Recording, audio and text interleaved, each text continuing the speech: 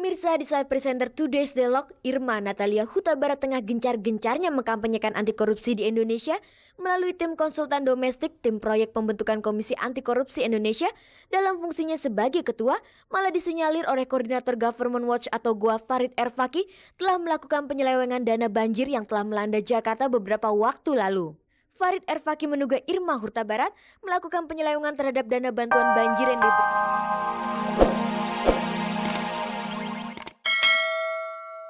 ngerasain, oh iya gue juga emang dimarah-marahin gitu. Gila itu enak banget men, tiap hari men dimarahin.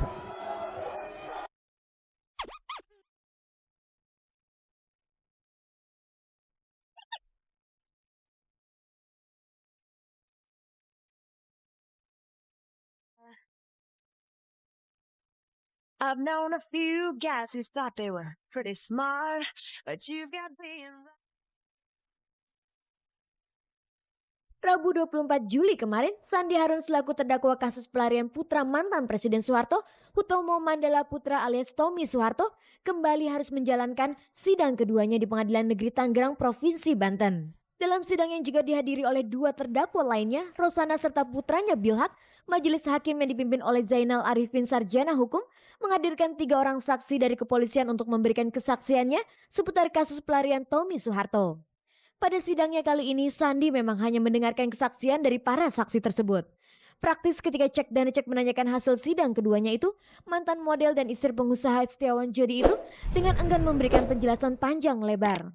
Sandi yang saat itu ditemani sejumlah rekan-rekannya dari perkumpulan pengajian yang berseragam putih-putih langsung menghambar ke dalam kendaraannya dengan pengawalan yang cukup ketat.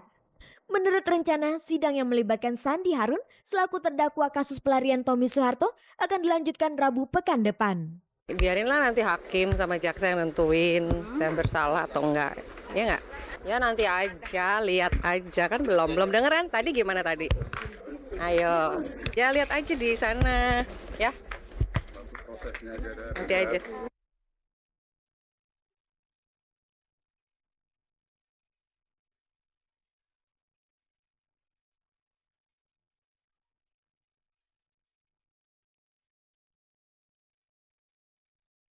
That don't impress me much. Musibah banjir beberapa waktu lalu ternyata menyisahkan cerita bagi presenter Irma Huta Barat. Baru-baru ini koordinator Government Watch Farid Erfaki mensinyalir Irma telah melakukan penyelewengan dana korban banjir lebih dari 4,2 miliar rupiah. Irma lantas dilaporkan oleh Farid ke pihak Polda Metro Jaya. Bagaimanakah sikap Irma Huta Barat menghadapi persoalan ini? Kita simak saja penuturannya kepada Cek dan Dicek.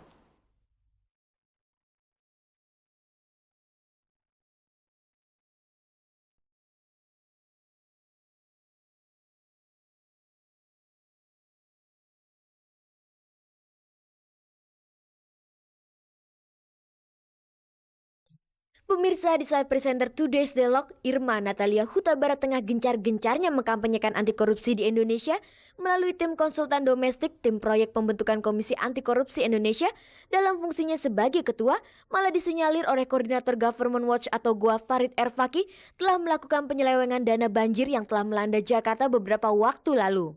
Farid Erfaki menduga Irma Huta Barat melakukan penyelewengan terhadap dana bantuan banjir yang diberikan Pemda DKI Jakarta kepada LSM, Institute of Civic Education on Indonesia atau LSM ICE-ON yang dipimpinnya.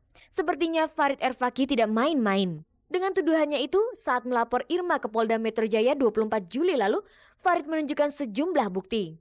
Dalam delik aduannya bernomor 074-GWA-2002, Farid menyebutkan adanya sejumlah kejanggalan. Di mana dalam berita acara serah terima bantuan dana banjir yang ditandatangani Irma Huta Barat selaku pihak kedua, Irma menerima dana bantuan banjir tersebut sebesar 3,6 miliar rupiah. Sementara dalam bukti lain berbentuk kwitansi tanpa materai, disebutkan Irma menerima bantuan dana untuk program peduli pendidikan itu senilai 4,2 miliar rupiah. Berdasarkan bukti itulah, Farid merasa yakin kalau ada yang tidak beres dengan dana bantuan yang disumbangkan ke pihak LSM pimpinan Irma Huta Barat itu. Tentang tuduhan Farid yang memang cukup menjadi perhatian masyarakat itu, Irma Huta Barat berusaha menjelaskan melalui cek dan dicek. Bagaimana masalah sebenarnya? Saya pikir sensasi dan juga isu fitnah yang disebarkan itu lebih baik dibuktikan secara hukum. gitu. Saya malah senang dipanggil oleh polisi sehingga akuntan publik bisa memberikan kesaksian, sehingga publik bisa tahu sebetulnya siapa yang memfitnah dan siapa yang mengada-ada. Orang boleh melakukan apa saja, tetapi orang harus menjaga amanat yang diberikan, ya. Dan saya tidak pernah menjadi orang yang hianat. Satu sen pun nggak kepengen memegang uang yang bukan hak. Ngasih iya, ngambil no, giving yes, taking no. Dan bagaimana pula Irma menanggapi tuduhan Farid Erfaki terhadap dirinya yang secara langsung dapat merugikan nama baiknya? Tidak pernah ada saya menyalahgunakan amanat orang. Bukan hanya sekarang, dari dulu juga banyak sekali yang memberikan amanat dan tidak saya salah gunakan sama sekali. Jadi semuanya itu kembali kepada track record. Semua orang itu membangun reputasi bukan hanya dari satu malam berbincang-bincang di televisi atau beberapa kali press conference. Saya bisa mengatakan bahwa saya begini, saya begitu. Kan tidak. Bertahun-tahun dari mulai saya SMA di SMA 6. Dari mulai saya menjadi aktivis di UI sebagai aktivis di Dewan Mahasiswa, dari mulai saya bekerja sebagai profesional sampai detik ini, ya, saya menjadi seperti sekarang ini karena saya yakin bahwa dengan jujur pun kamu bisa hidup dengan nyaman. Sebagai tokoh LSM yang gencar mengkampanyekan anti korupsi, tuduhan Farid Erfaki terhadap dirinya itu dirasakan Irma sebagai pukulan yang sangat berat. Saya ini kan konsultan anti korupsi. Kalau dituduh korupsi kan enak sekali, ya. Satu hal yang sangat menghantam dan saya harus buktikan bahwa saya tidak, dan sudah dibuktikan. Lalu ada hikmahnya. Teman-teman yang betul-betul teman sejati itu terseleksi dengan sendirinya. Karena kebanyakan orang-orang itu suka bergunjing. Jadi teman yang selama ini sudah kenal saya bertahun-tahun pun bisa gini, tahu nggak? Padahal mereka tidak tahu apa-apa.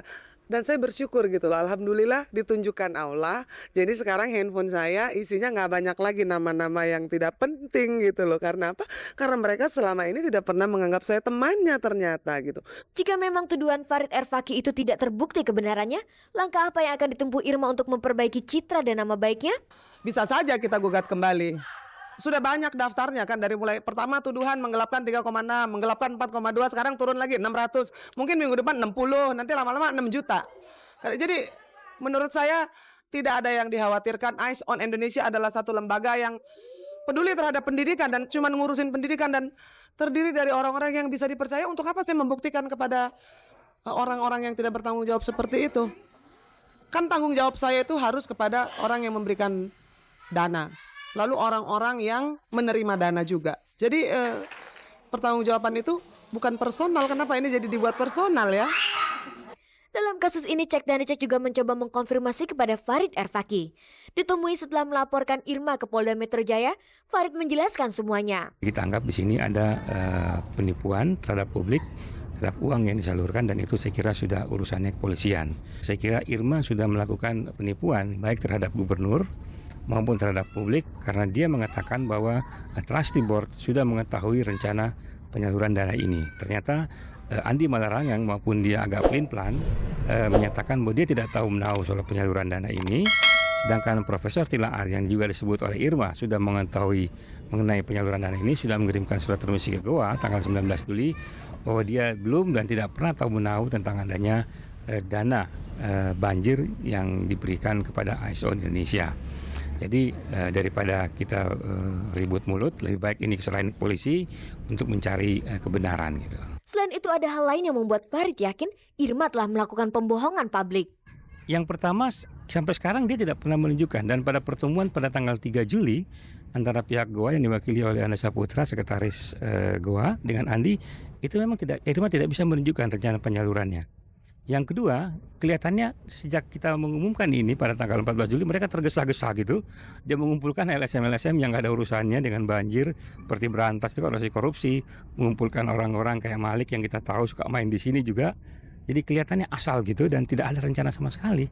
Kalau ada rencananya gampang gitu nyalurinnya.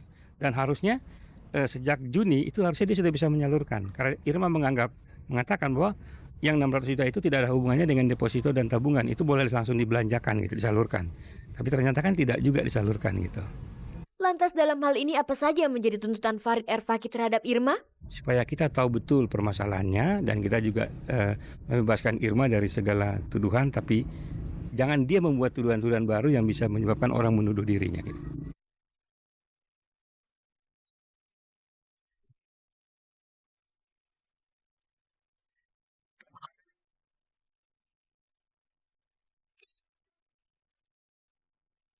Bumi bersatu seluruh isinya.